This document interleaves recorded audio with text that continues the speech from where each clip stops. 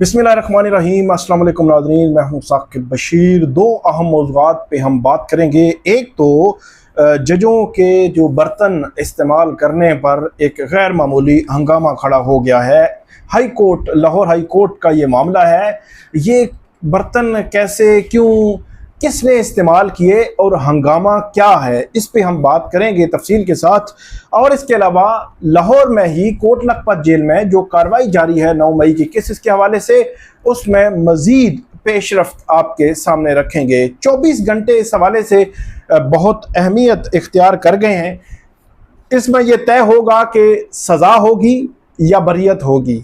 ये जो मुल्ज़मान की हद तक बुनियादी नुक्ता है वो तय हो जाएगा। और इसमें अहम पॉइंट ये है कि लाहौर, फैसलाबाद और रावलपिंडी, जहाँ पे मेजर या बड़े पैमाने पर जो केसेस थे, उन केसेस में से पहला केस है जिसका फैसला होने जा रहा है और इसके असरात होंगे। क्योंकि अगर इसका फैसला मुल्ज़मान के हक में आता है तो फिर प्रोसिक्यूशन जज साहब को कहेगी कि बाकी मुल्ज़मान की हद तक आप केस ना सुने, कोई और जज सुने। अगर प्रोसिक्यूशन के हक में ये केस आ जाता है, हुकूमत के हक में, तो फिर जो है वो पीटीआई की जानिब से ये एतराज़ हो सकता है कि जज साहब आप केस ना सुने, आप तो माइंड डिस्क्लोज कर बैठे हैं। बज़ाहिर ऐसे लगता है कि ये एक मुमकिन सूरत हाल हो सकती है, क्योंकि दो किस्म के एलिमेंट्स हैं इन तमाम केसेस में। एक है साजिश में जितनी भी पीटीआई की लीडरशिप है, और दूसरे वो लोग हैं जो इन वकूए की जगहों पे मौजूद थे। तो दोनों में मुमकिन तौर पर ऐसा हो सकता है, क्योंकि हुकूमत की जानिब से, जो प्रोसिक्यूशन की जानिब से इसमें जो दलाइल, जो शवाहिद पेश किए गए हैं, वो साजिश के नुक्ते पर शवाहिद जो है वो बहुत कमज़ोर हैं। और दूसरे नुक्ते पर अगर कह सकते हैं कि क्योंकि वकूए पर मौजूदगी है, कुछ ना कुछ चीज़ें हैं, उसमें सज़ाएं अगर हो सकती हैं, तो ये भी एक हो सकता है कि काम 50-50 हो जाए, कुछ को बरियत हो जाए, कुछ में सज़ाएं हो जाएं, या सबको सज़ाएं या सबकी बरियत भी हो सकती है। लेकिन ये मुमकिन सिचुएशन आपके सामने जो है वो रख रहे हैं। इसके अलावा 7 नुकात हैं हतमी दलाइल के जो गुज़श्ता रात को जो है वो दिए गए, वो आपके सामने रखेंगे कि कौन कौन से पॉइंट्स हैं बुनियादी तौर पर जिनको जो पीटीआई के या जो पीटीआई के वर्कर्स के या लीडरशिप के जो वकला हैं वो समझते हैं कि ये उनको फेवर करते हैं। और ये जो शवाहिद पेश किए गए हैं प्रोसिक्यूशन की जानिब से, उसमें कहीं ना कहीं लूप होल्स हैं, और जो शक का फ़ायदा है हमेशा मुल्ज़मान को मिलता है, और वो मुल्ज़म को या मुल्ज़मान को वो शक का फ़ायदा जो है वो मिलना चाहिए। इसके अलावा हम बात करेंगे कि जेल में जो क़यादत है कोट लखपत जेल में, उसके कुछ गिले शिकवे भी हैं। सबसे पहले बल्कि इसी से हम शुरू कर लेते हैं। लाहौर में शाह महमूद कुरैशी हैं, डॉक्टर यास्मीन राशिद हैं, उमर सरफराज चीमा हैं, मियाँ महमूदुर रशीद हैं, सेनेटर एजाज चौधरी हैं। 5 पीटीआई के लीडर वहाँ पे मौजूद हैं। उनके तकरीबन 2 से 3 खतूत भी आ चुके हैं, जिसमें वो एक तो ओपन जो है वो ख़त भी लिखते रहे हैं, खुला ख़त लिखते रहे हैं, लेकिन 1-2 खतूत उन्होंने अपनी लीडरशिप के नाम भी लिखे, कुछ गिले शिकवे भी जिक्र किए। और उसमें एक तो ये था कि तमाम फोरम्स या तमाम पॉलिटिकल पार्टी या तमाम जो है वो जो स्टेक होल्डर्स हैं उनसे मुशावरत, जो मुज़ाकरात हैं वो होने चाहिए, मतलब वो हुकूमत के साथ मुज़ाकरात को सपोर्ट कर रहे थे। इसके अलावा उन्होंने ये भी शिकवा किया था तब भी कि जो क़यादत है पीटीआई की, मतलब बैरिस्टर गोहर हैं, सलमान अकरम राजा हैं, बाद में ये सलमान अकरम राजा वहाँ पे गए थे, तो ये क़यादत हमारे पास नहीं आती।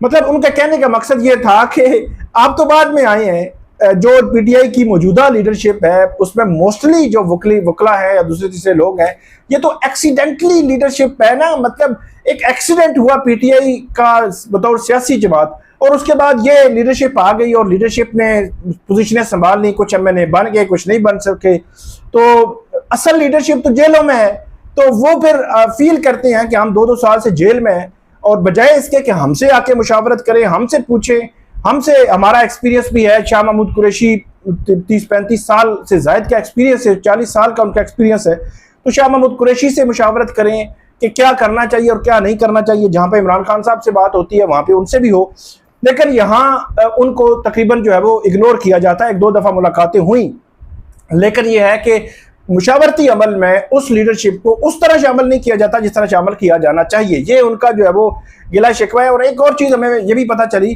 कि जो ट्रायल होता रहा है कोट लखपत जेल में, वहाँ ट्रायल के दौरान यहाँ हमने देखा कि अडयाला जेल में तो इमरान खान साहब का जहाँ पे ट्रायल हो रहा है वहाँ पीटीआई की लीडरशिप भी होती है, पीटीआई के वकला भी, सीनियर वकला भी हम देखते हैं और इमरान खान साहब से मुलाकात के लिए वहाँ वो जाते रहे हैं। लेकिन कोटला जेल में ऐसा नहीं था या ऐसा नहीं है।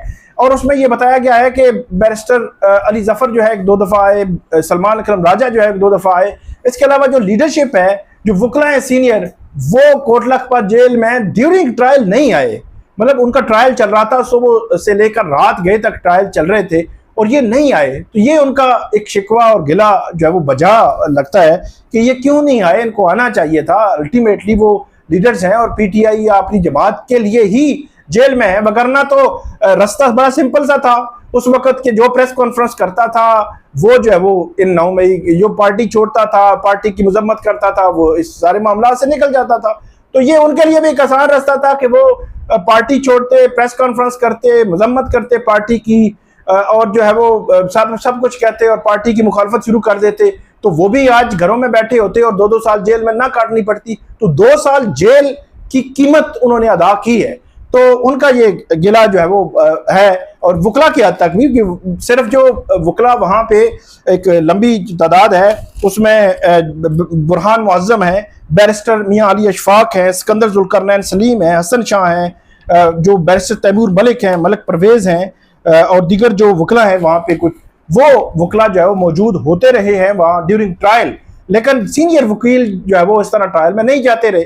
और इसमें जो पॉइंट हैं कुछ जो अभी हतमी दलाइल में सामने आए हैं वो आपके सामने मैं रखता हूं। लेकिन इससे कबल हम बात करते हैं जो फड्डा बना हुआ है कि जजों के बर्तन इस्तेमाल करने पर जो हंगामा खड़ा हुआ है। ये लाहौर में डॉन अखबार के रिपोर्टर हैं, उनकी जानिब से उनके अखबार में खबर है कि लाहौर हाई कोर्ट के जजेस के लिए जो रेस्ट हाउस है या रेस्ट एरिया है वहाँ पे लाहौर में, तो उस एरिया में जो जजेस के इस्तेमाल के लिए या जजेस के लिए मुख्तस जो बर्तन हैं वो बर्तन वहाँ पे मौजूद जो अमला है या खानसामा है या बाकी जो लोग हैं वो इस्तेमाल करते रहे हैं। और हंगामा इस तरह हुआ कि ये बताया जाता है कि उनको रोका गया, फिर भी वो नहीं रुके। मतलब जजेस भी इस्तेमाल करते हैं तो बाद में वो भी इस्तेमाल कर लेते हैं। और ये डेकोरम या प्रोसेस एक SOP बताया जाता है कि बर्तन उनके अलग होते हैं, उनके अलग होते हैं। अब इसमें लाहौर हाई कोर्ट में इंक्वायरी का भी बताया गया है कि इंक्वायरी हुई और उस इंक्वायरी में उनके लिए कुछ सज़ाएं भी थोड़ी बहुत जो है वो उनको की गई। तो और उसमें डेफिनेटली एक बड़े पैमाने पर वीडियोस भी कहती है देखी गई हैं और सारी चीज़ें की गई हैं। तो ये एक हंगामा खड़ा हुआ है कि जजों के बर्तन इस्तेमाल करने पर जो वहाँ के जो मुलाजमीन थे वो उनके खिलाफ कार्रवाई कहीं ना कहीं जो है वो लाहौर हाई कोर्ट की उस इंक्वायरी कमेटी के तनाजुर में सामने आई है। अब 2 सूरतें हैं। नंबर 1, अखलाकी तौर पर तो जो मुलाजमीन है उनको अगर ये तय है, उनको पता है कि ये बर्तन जो है ये जजेस के लिए हैं और ये हमारे लिए हैं, अखलाकी तौर पर तो ये कोई नहीं, मतलब ये इस्तेमाल इसी तरह ही होना चाहिए और मुलाजमीन को उन SOPs का ख्याल रखना चाहिए। लेकिन जो दूसरी सूरत है वो ये है कि अगर कभी गलती से उनसे मतलब ये कर लिया जाता, अगर इस्तेमाल हुए हैं तो उनको दरगुजर भी किया जा सकता था और उनको ये जो कहा जा सकता था कि जो तरीक़ाकार वज़ा है आप उससे बाहर ना जाए।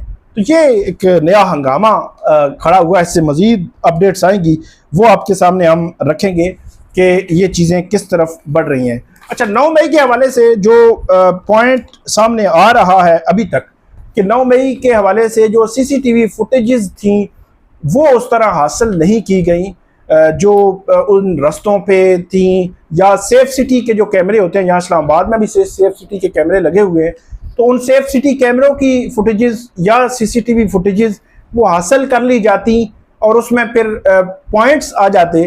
पॉइंट नंबर 1 के जो वहाँ की पुलिस थी उसने इनको रोका क्यों नहीं है, सिक्योरिटी इदारे थे, सिक्योरिटी फोर्सेस थी।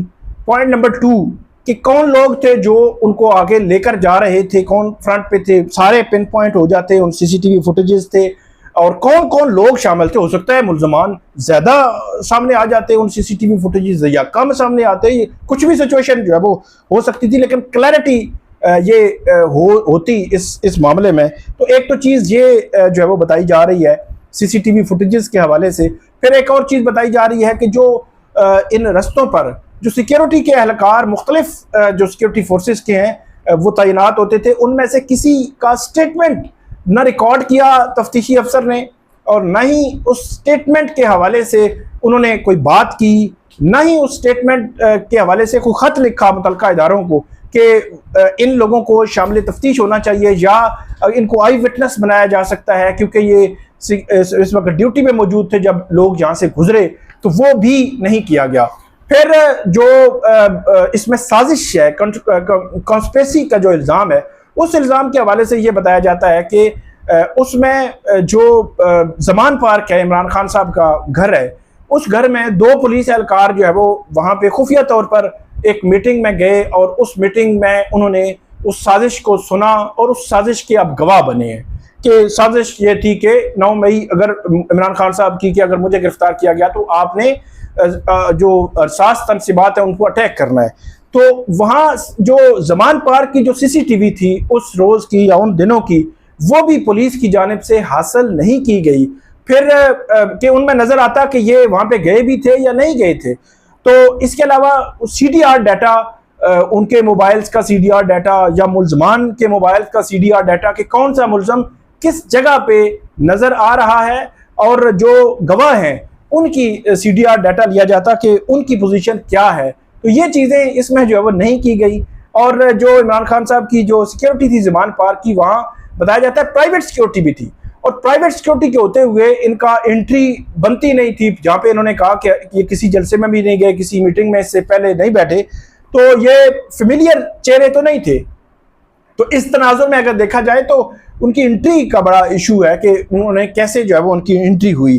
फिर इसमें रोजनामचों का जिक्र है कि रोजनामचे जमा नहीं करवाए गए, कि रोजनामचा ये होता है कि किसी भी थाने की हदूद में अगर कोई इस तरह का जो स्पेशल ब्रांच का या कोई भी जाता है तो वो उस थाने में, जब उस थाने की हदूद में जाता है तो उसका जिक्र करता है, और जब वापस वहाँ उस थाने से निकलता है तो फिर भी जिक्र करता है। तो वो रोजनामचों का जो है वो जो रिकॉर्ड था वो पेश नहीं किया गया। और उसमें एक और चीज़ भी आई थी कि जो रिकॉर्ड पेश किया गया उसके मुताबिक वो छुट्टी पे थे। तो ये मल्टीपल फैक्टर्स हैं जो है वो इसमें सवाल भी उठा रहे हैं और इस सिचुएशन को बड़ा गंभीर जो है वो कर रहे हैं।